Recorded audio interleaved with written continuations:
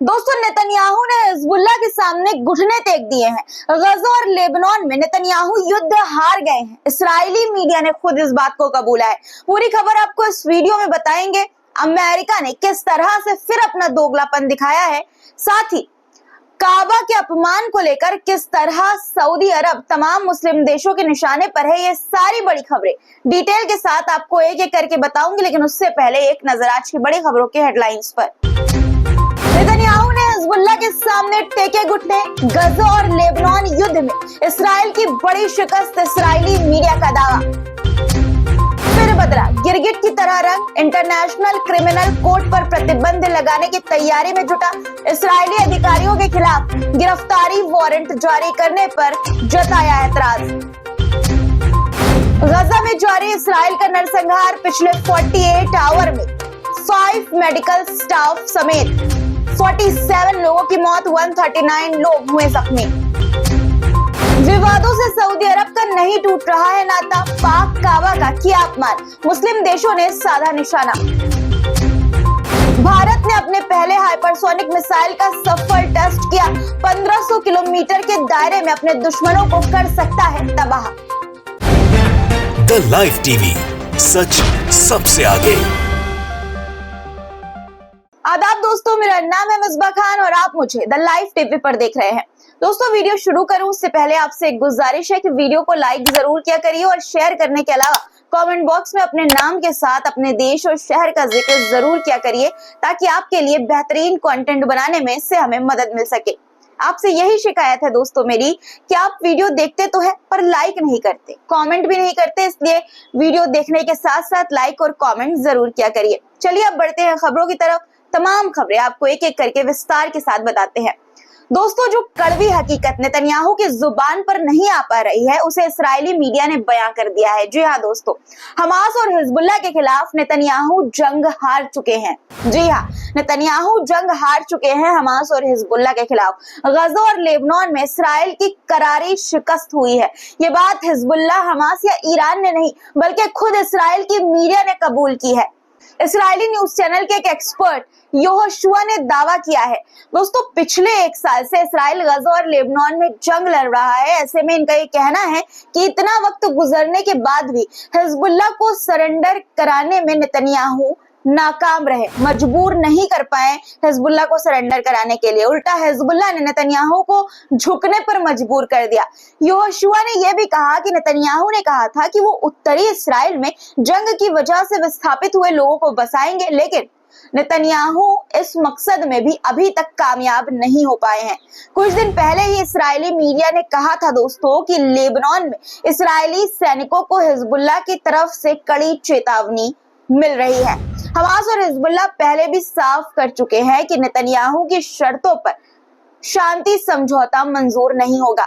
अब ईरान ने भी हिजबुल्लाह को ये भरोसा दिया है, भरोसा दिलवाया है कि संयुक्त राष्ट्र के प्रस्ताव 1701, जिसे United nation security council resolution 1701 के नाम से भी जाना जाता है, पर ही शांति समझौता होगा।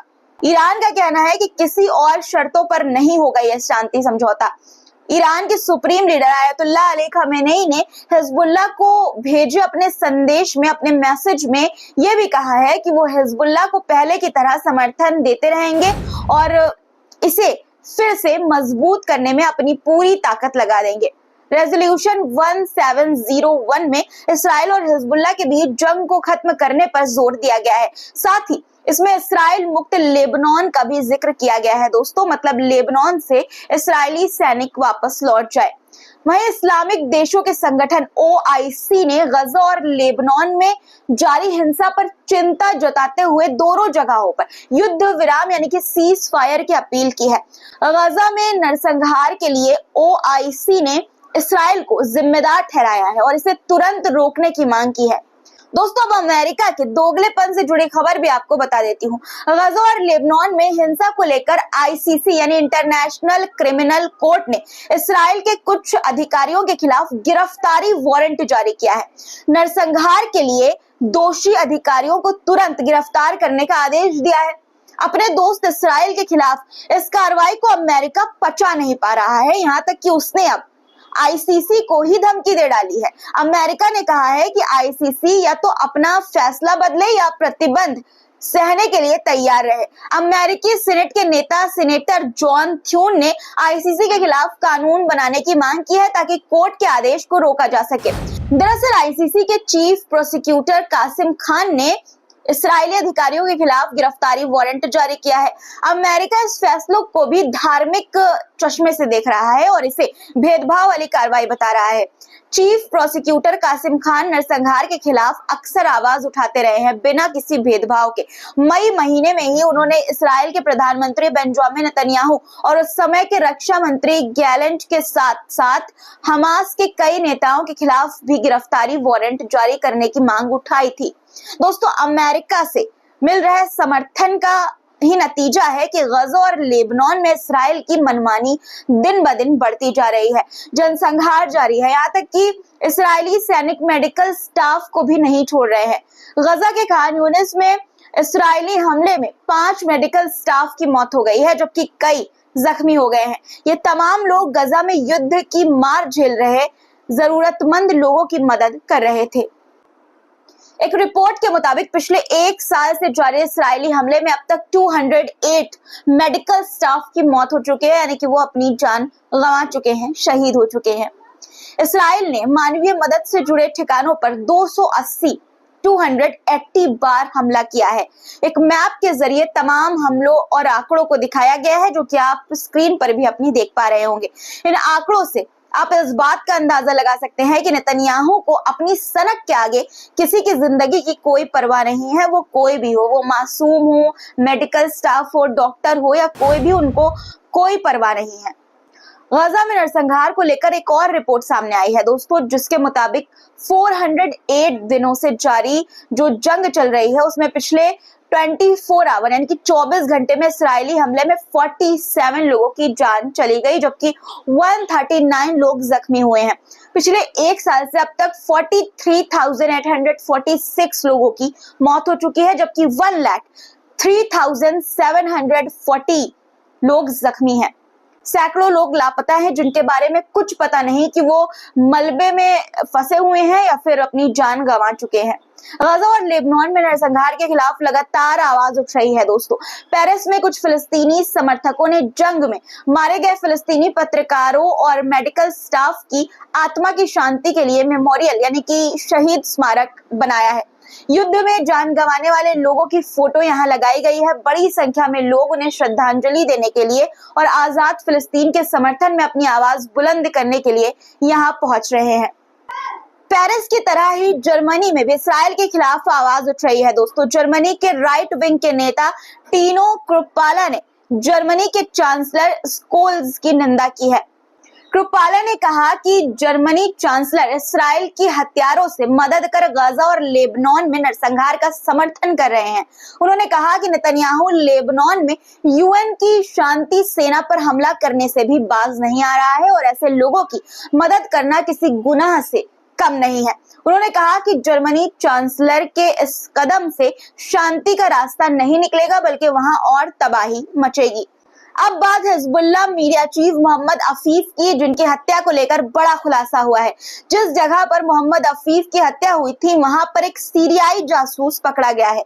जिस बिल्डिंग पर हमला हुआ था और जिसकी वजह से मोहम्मद अफीफ की मौत हुई थी, इस जासूस का काम था उस बिल्डिंग पर हमले से पहले और हमले के बाद की तस्वीर लेना। अब बात दोस्तों ऑस्ट्रेलिया की करते हैं।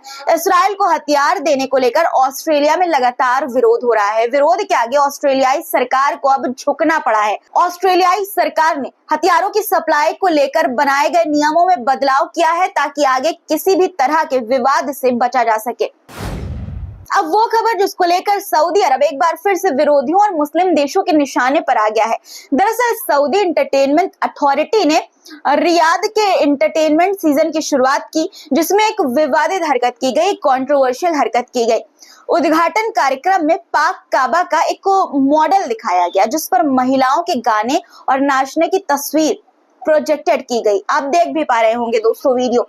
इस कदम से सोशल मीडिया पर काफी विरोध हुआ, क्योंकि कई लोगों ने इसे पाक इस्लामिक प्रतीक के प्रति बेअदबी माना। हालांकि सऊदी अरब ने ये तर्क दिया है कि उसका ये देश किस तरह से मॉडर्न हो रहा है ये दिखाने की एक कोशिश की गई है। मतलब ये कि इस बेदबी को समर्थक, सऊदी अरब के जो समर्थक है, सऊदी अरब है जो, वो सऊदी अरब की छवि को मॉडर्न बनाने की कोशिश का एक हिस्सा मान रही है।